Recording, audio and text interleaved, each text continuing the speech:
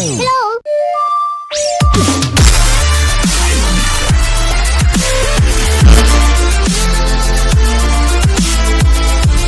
Welcome to East Coast LQ Reviews, and today I have another head-to-head or comparison, whatever you guys want to call it.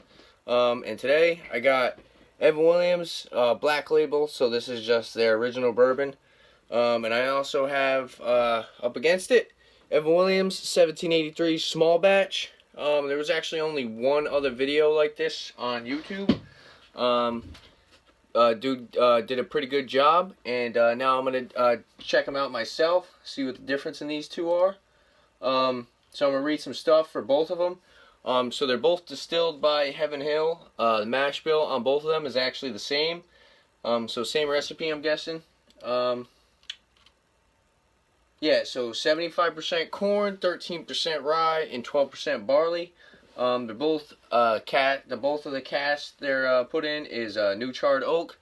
They are both NASs or no age statements, and they are both 43% alcohol by volume or ABV. The price on the regular Black Label is $12, whereas the 1783 for $7.50 these prices. This is $15. So now I'm going to pour them both into these two Glencairns here, excuse me, and yeah, we're going to check them out, see what the difference in these two is. We're going to go over the color first. So I'm guessing 1783 is going to be a little bit darker, with like lighter, with a little bit of like a lighter flavor. This is actually a brand new bottle. I also think 1783 is going to have more of a charred oak flavor to it, or like wood. Yeah, let's check out the color. Kind of like a caramel color. This is the regular Black Label bourbon. Whereas the 1783 looks just a tad darker, coming in around like a yellow, yellow, what am I saying? Kind of a leather color. I'd say like a dark caramel. They look pretty close. The 1783 is just a tad darker, I think. So let's go for the aroma on both of them. This is the Black Label I'm doing first.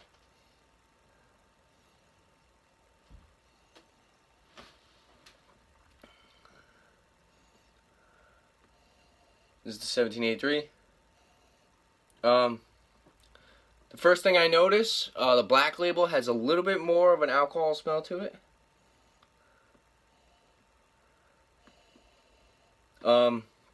Caramel and vanilla are a little bit stronger on the Black Label, whereas the 1783, more of a charred oak, more of like a fruitier aroma. I say the 1783 is a little bit heavier with the citrus. And I think the Black Label has more of a peanut butter smell to it. Yeah, let me I'll read the notes off this. So actually this has a better rating on the whiskey jug. This actually got an 83. And the nose on the Evan Williams Black Label is actually dark sweets, vanilla frosting, corn, and dark fruit. The taste is supposed to be caramel, corn, peppery spice, dark fruit, and citrus. The finish is supposed to be medium, raw corn, caramel, peanut butter, and spice. I'm trying to figure out which one of these has more of a... You can definitely smell the rye on the Black Label a lot more. Has a lot more of that rye spice to it on the nose. So yeah, on the nose, with this I definitely get kind of that vanilla frosting. So the vanilla is a lot more intense, like I said. And dark sweets. So like I said, that caramel is a little bit stronger on that one. whereas the vanilla and caramel on this one is much lighter. So let's go for the taste now. I'm actually going to try the Black Label first.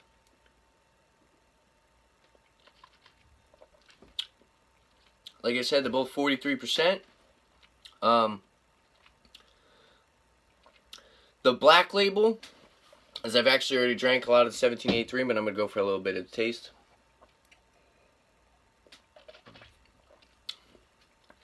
Okay, so the Black Label, much more of a bolder bourbon.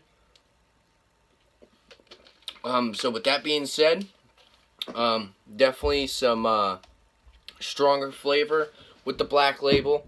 The caramel and the vanilla and that peanut butter are brought out a lot more.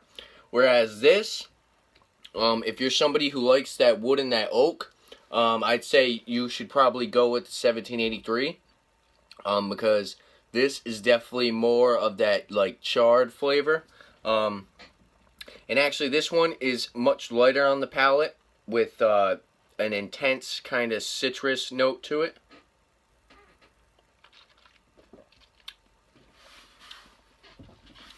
I'm going to read off the notes for the 1783. So 1783, this one actually got a lower rating. This one got a 78 out of 100.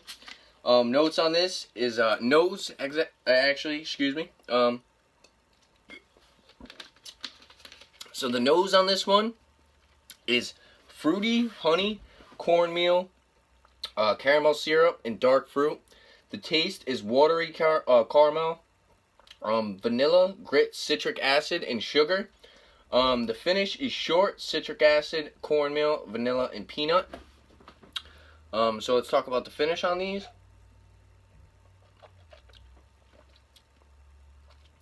So the 1783 definitely has that short finish. And I'm left with kind of like a peanutty, very strong citrus and a rye lingering spiciness. Whereas the Black Label,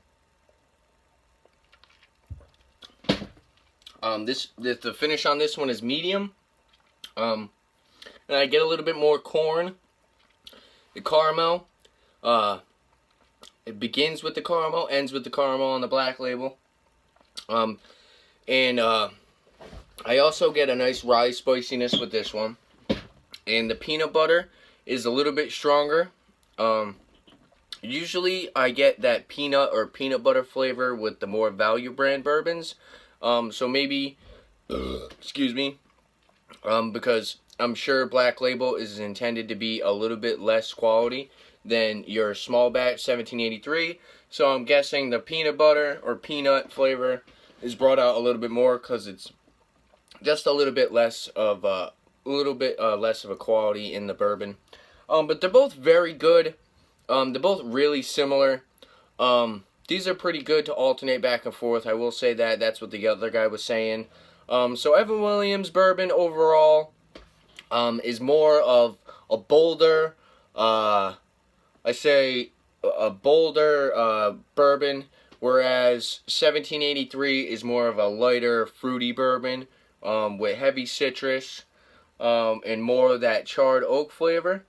So depending on what you guys like, I mean, if you want something a little bit lighter, or maybe you're kind of getting bored of these of the lighter bourbons, definitely grab Evan Williams. If you're getting kind of sick of the bolder bourbons, you want something a little bit lighter, 1783 is definitely the way to go. Yeah, I said the price. Rating on both of these. If you want to see the rating, I have an individual video for both of these bourbons, so you guys can go check out the ratings. And I do recommend both of these because they're both really well priced and they're just decent bourbons.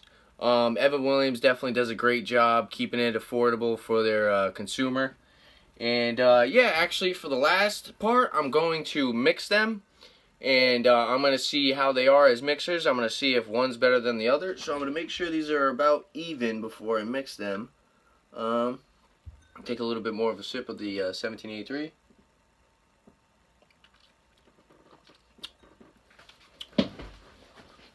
So yeah, let's go mix them now.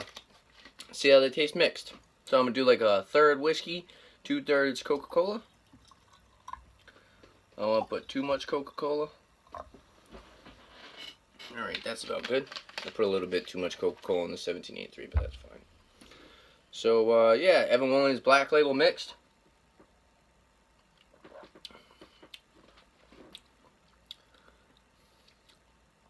So, with the Evan Williams Black Label, the vanilla, the caramel is definitely brought out.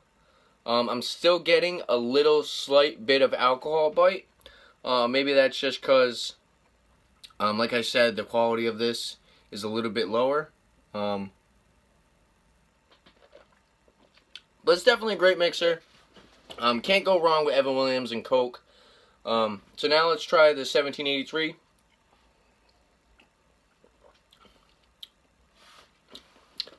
So, I feel like the oak and wood is definitely brought out a little bit more with this mixed. Whereas like the vanilla and the caramel and kind of that peanut kind of die off with the cola.